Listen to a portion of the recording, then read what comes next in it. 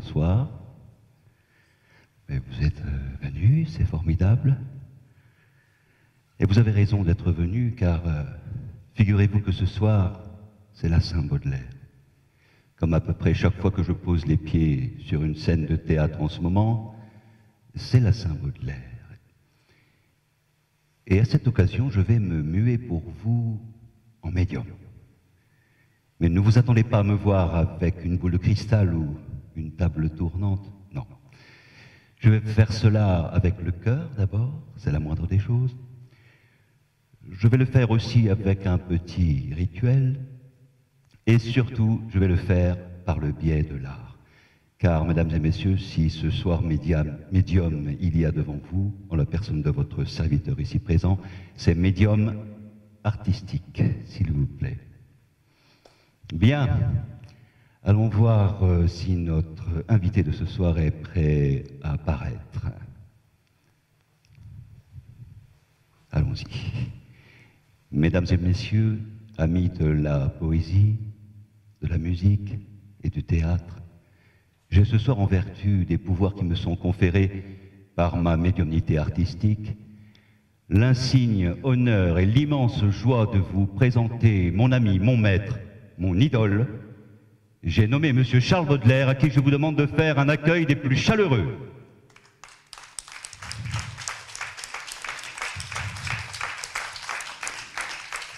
Mon cher Charles,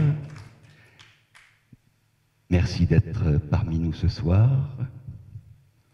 Comme je le disais à l'instant à votre public, c'est votre fête. Je vous ai donc préparé quelques petits cadeaux. C'est bien normal entre amis, c'est bien normal. Le premier de ces cadeaux, eh bien regardez, c'est votre public. Ces hommes, ces femmes, ces hommes sont venus des quatre coins du département et même d'au-delà, si j'ose dire, pour vous redécouvrir, ou vous découvrir tout simplement, en tout cas pour célébrer avec vous votre œuvre majeure, Les Fleurs du Mal. Et le bonheur, Charles, vous voyez, le bonheur, c'est que finalement, plus d'un siècle et demi après que vous ayez rejoint votre éther céleste, vous attirez encore les foules. Quel bonheur. Merci. Merci beaucoup, mesdames et messieurs, d'être là ce soir avec nous. Mon deuxième cadeau, ce sera quelques chansons que je vais interpréter au piano et à la guitare. Alors, pas n'importe quelle chanson, car ce sont des poèmes des Fleurs du Mal, Charles, que j'ai revêtus de mes musiques. Alors, je m'empresse de le dire, je vais le faire avec beaucoup de modestie, car on pourrait considérer que s'emparer comme je le fais de l'œuvre d'un grand poète disparu pour en constituer l'ossature de ma propre production artistique pourrait s'apparenter quelque part à une forme d'usurpation. N'y voyez rien de tel, mes amis, je vous en prie, n'y voyez rien de tel, n'y voyez que l'expression de ma profonde admiration pour Charles Baudelaire et pour son œuvre.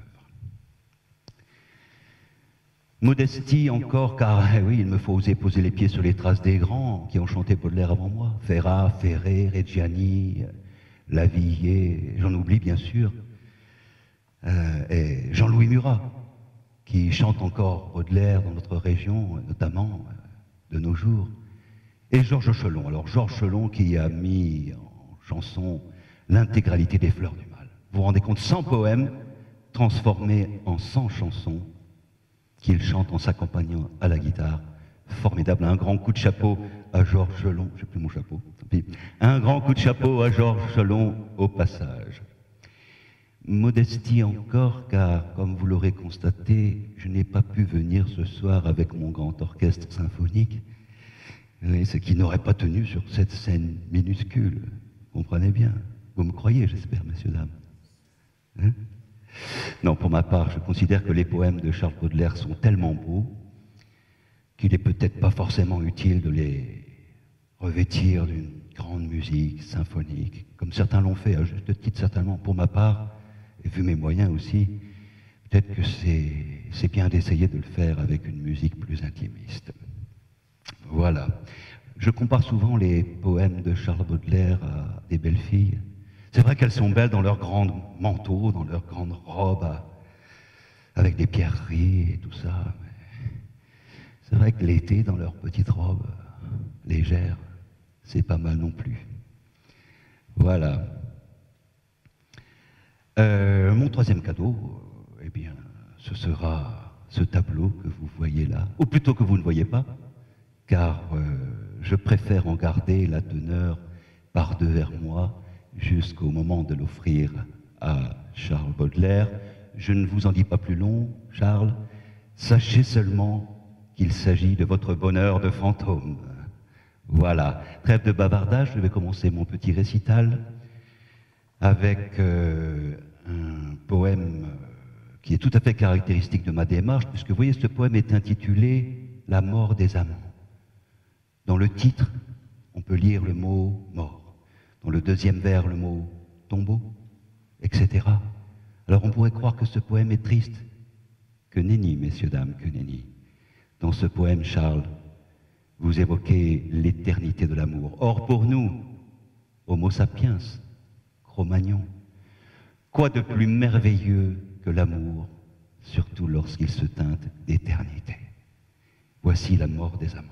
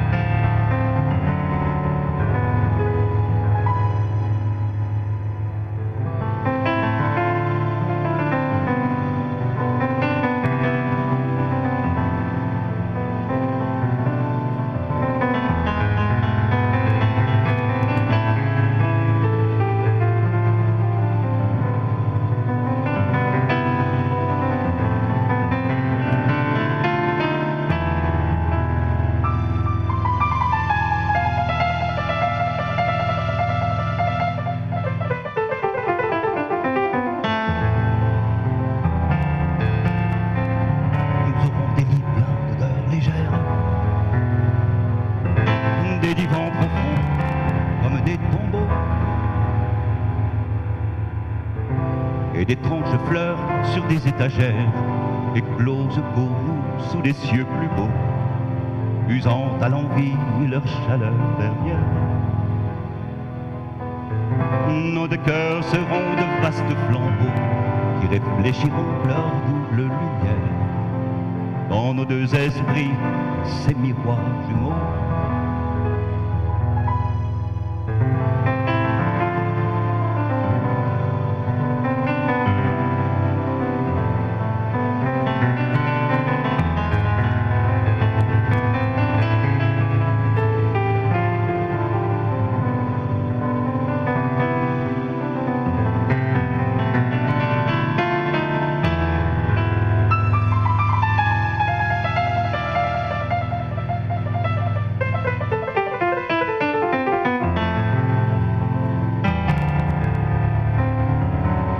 nous aurons des lits pleins d'odeurs légères, des divans profonds comme des tombeaux.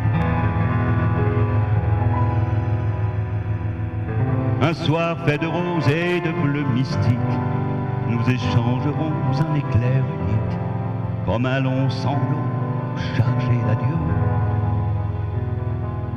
Et plus tard un ange entr'ouvrant les portes viendra ranimer, fidèle et joyeux, les miroirs ternis et les flammes mortes.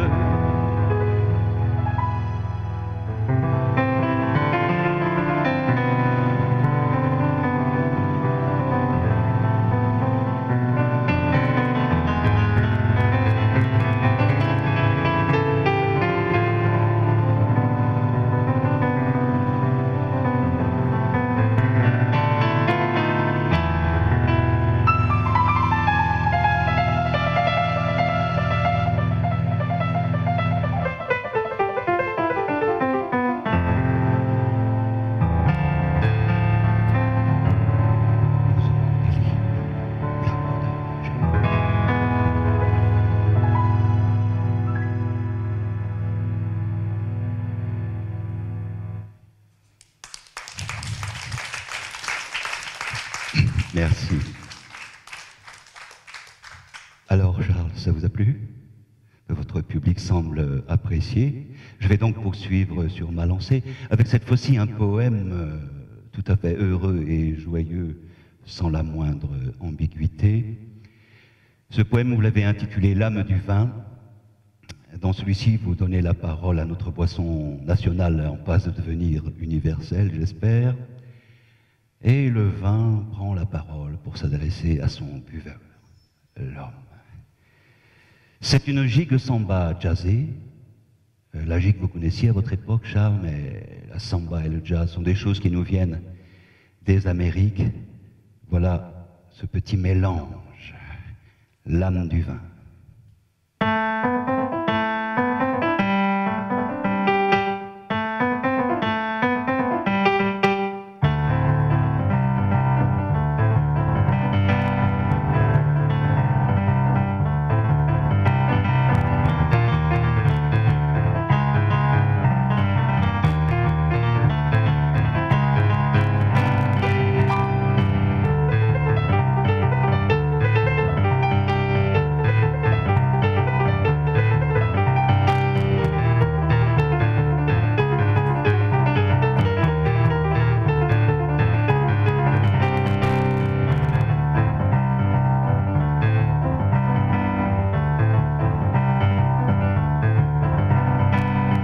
L'âme du vin chantait dans les bouteilles.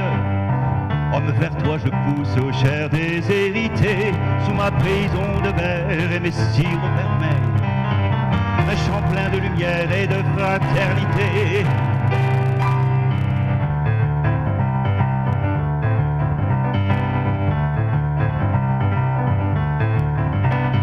Je sais combien il faut sur la colline en flammes de peine, de sueur et de soleil cuisant pour engendrer ma vie et pour me donner l'âme. Mais je ne serai point un animal faisant.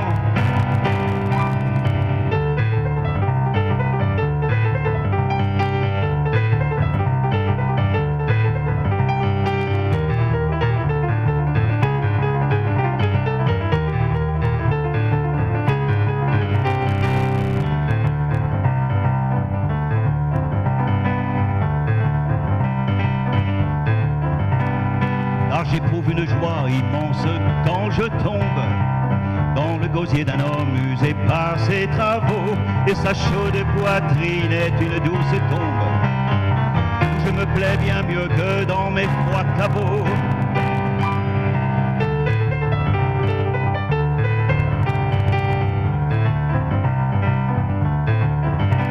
Entends-tu retentir les refrains des dimanches et l'espoir qui gazouille en mon sein palpitant, tes coudes sur la table et retroussant tes manches, tu me glorifieras et tu seras content.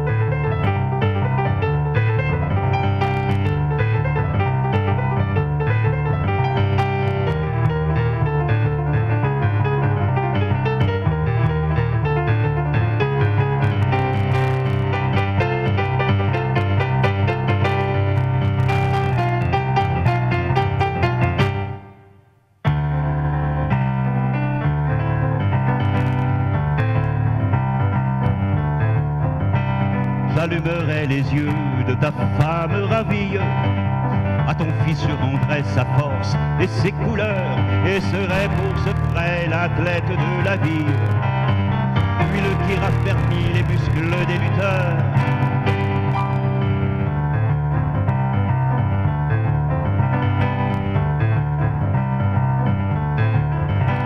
En toi je tomberai végétal ambroisie, pain précieux jeté par l'Éternel se meurt, pour que de notre amour naisse la poésie, qui jaillira vers Dieu comme une rare fleur.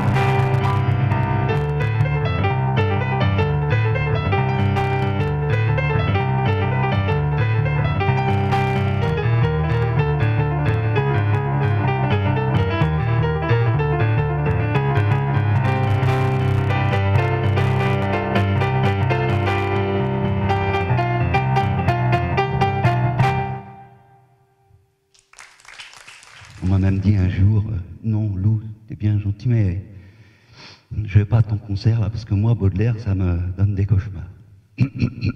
Laissez-moi vous dire que je ne suis pas du tout d'accord avec ça.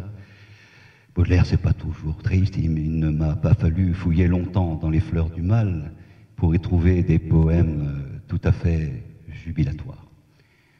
Et l'un des registres que nous préférons, Charles et moi, tout autant dans la poésie que dans la vie d'ailleurs, c'est celui de la volupté. Et je parie que nous ne sommes pas seuls ici ce soir à penser comme cela. L'un des poèmes les plus voluptueux que Charles ait écrit, à mon sens, est intitulé Le jet d'eau. Alors, imaginons seulement les deux amants, après l'amour, en train de enlacés, tendrement enlacés, en train de s'endormir, en écoutant le glou-glou du jet d'eau dans la cour. C'est pas triste, ça, madame, non? Vous trouvez ça triste, vous? Non, non, c'est pas triste, non. C'est pas toujours triste, Baudelaire. Voici le jet d'eau.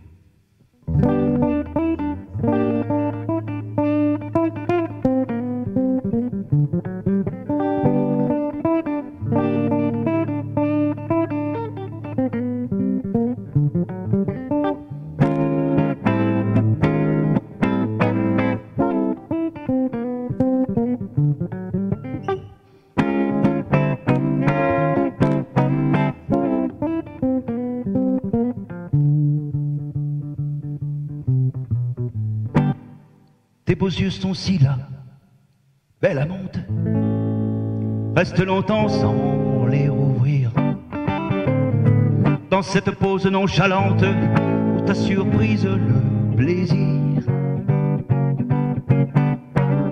Dans la cour le jet d'eau qui jase et ne se tait ni nuit ni jour. Entretient doucement l'extase où ce soir m'a plongé l'amour. La gerbe épanouie en mille fleurs où Phébé réjouit. Mais ces couleurs tombent en pluie de larges pleurs. Des papés padés de popayem des bimbo. Des dobaye babem dobaye babem dobaye babem.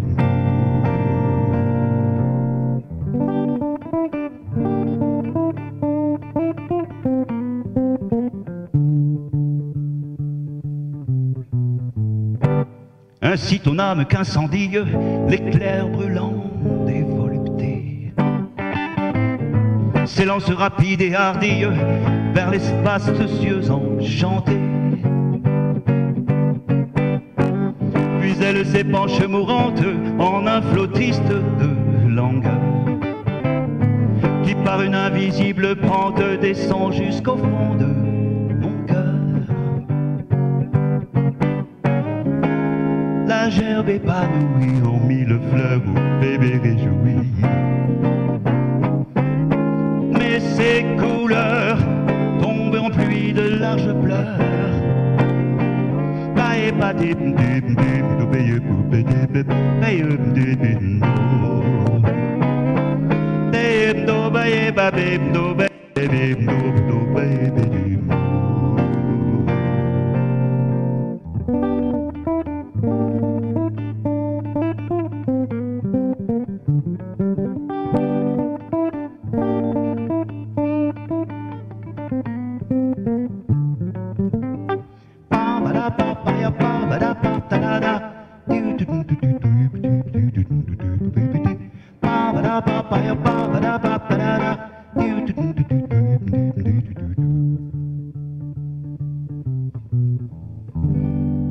Ô toi crois que la nuit rend si belle qu'il m'est doux, penché sur tes seins, d'écouter la plainte éternelle qui sanglote dans les bassins. Lune au sonore, nuit bénie, arbres qui frissonnez autour. Votre pure mélancolie est le miroir de mon... est le miroir de mon... est le miroir de mon... est le miroir de mon amour.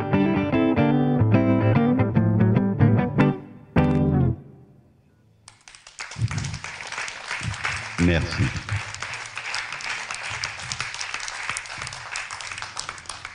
Merci beaucoup. Ça, c'est dangereux. Charles, vous avez écrit bien d'autres poèmes pleins de volupté. Il y en a un qui a retenu mon attention depuis bien longtemps maintenant. C'était une trentaine d'années, peut-être un peu plus même. Tous les matins, j'écoutais ce disque de Bernard Lavilliers à mon petit déjeuner. Ça me mettait en forme. Et il y avait dedans une superbe bossa nova qu'il avait intitulée « Mi amorena bervesa ». Ça faisait comme ça, je ne sais pas si vous vous souvenez. « Mi amorena bervesa, mi amorena bervesa ». Avec la guitare brésilienne, c'était absolument magnifique. Loin de moi l'idée que ce fut un poème de Charles Baudelaire, la partie française tout au moins.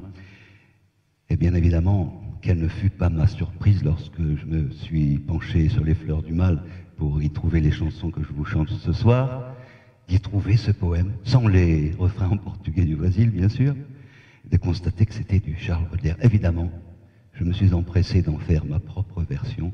Ce n'est pas une bossa nova, c'est de la musique néo-romantique à la française. Voici les promesses d'un visage.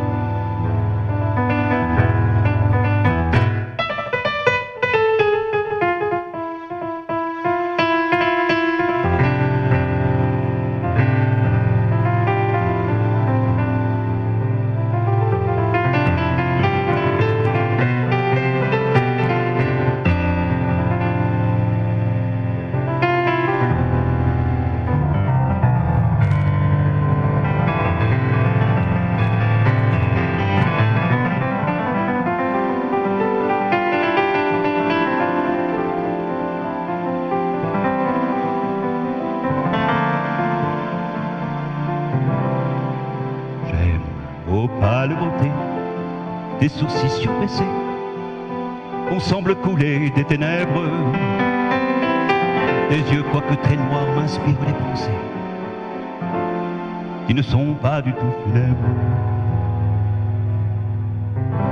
Tes yeux qui sont d'accord avec tes noirs cheveux, avec ta crinière élastique. Tes yeux languissamment me disent si tu veux, amant de la muse plastique. Suivre l'espoir qu'en toi nous avons excité, et tous les coups que tu professes, tu pourras constater notre véracité. Et puis le nombril jusqu'aux fesses.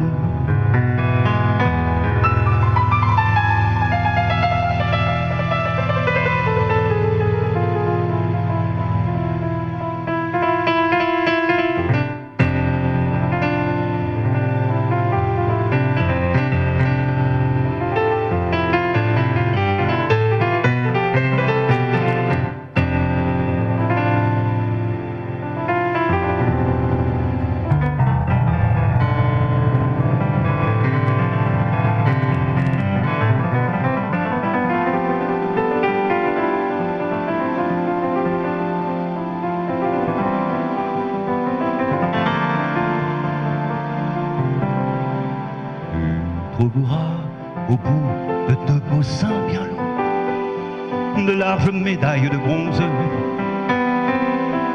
et sous un ventre uni, doux comme tu veux, bistré comme la peau d'un bronze,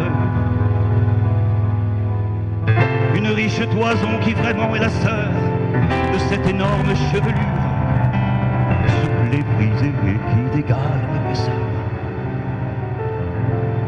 Nuit sans étoiles, nuit obscure.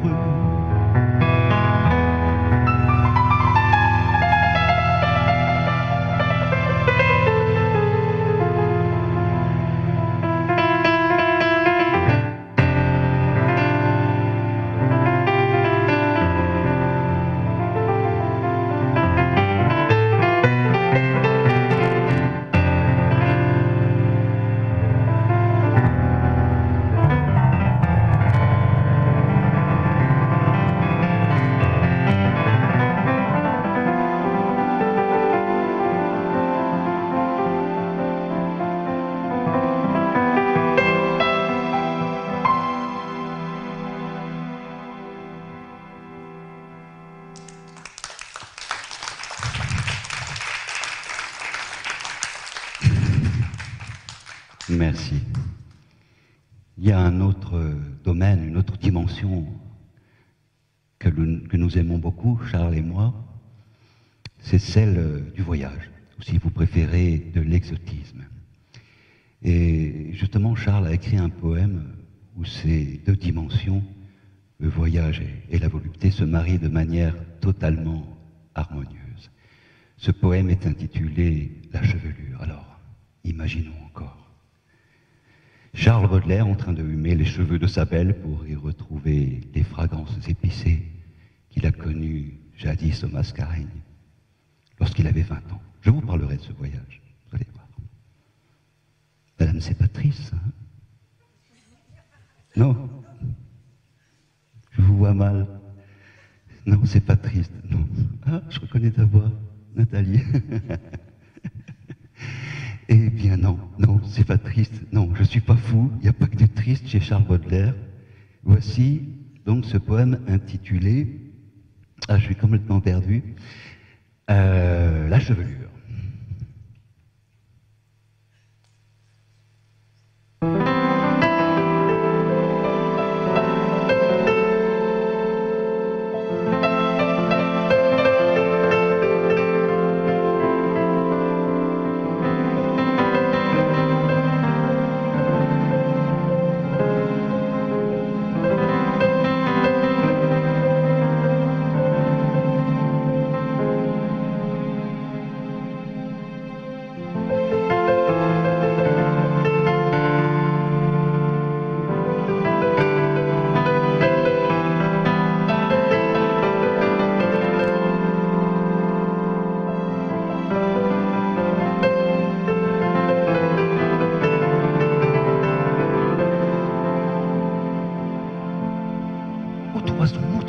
Jusque sur l'encolure, aux boucles, au parfum, chargé de nonchalant.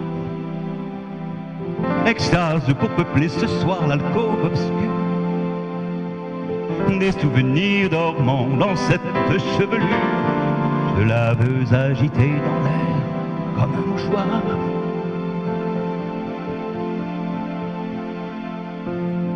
La langoureuse Asie et la brûlante Afrique, tout un monde lointain, absent, presque défunt, vit dans tes profondeurs, forêt aromatique. Comme d'autres esprits nage sur la musique, le mien, oh mon amour, vogue sur ton parfum.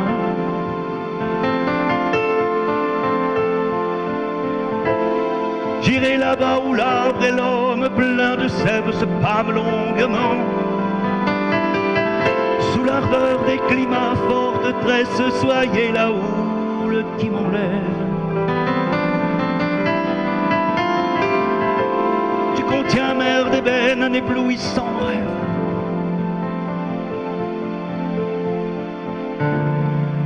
De voiles, de rameurs, de flammes et de mâts.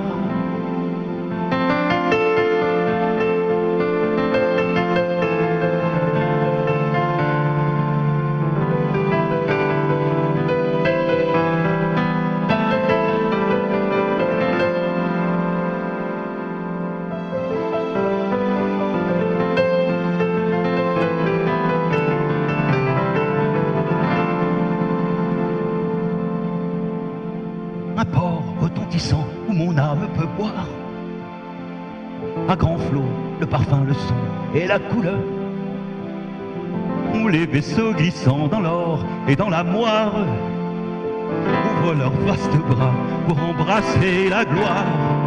Un ciel pur où frémit l'éternelle chaleur.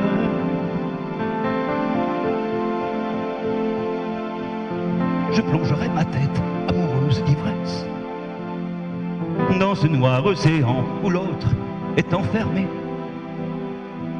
et mon esprit subtil que l'oubli caresse saura vous retrouver aux fécondes paresses un fini bercement du loisir embaumé.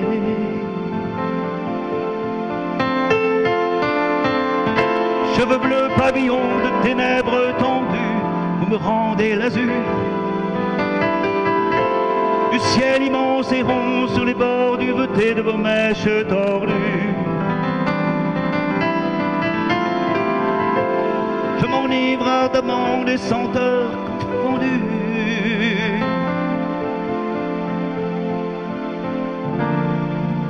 de l'huile de coco, du musc et du goudron.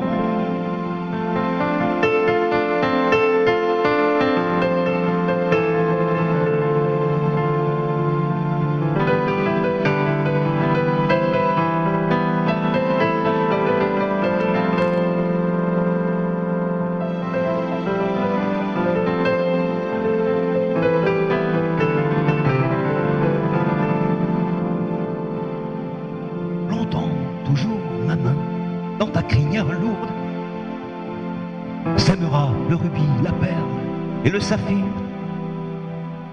afin qu'à mon désir tu ne sois jamais sourde.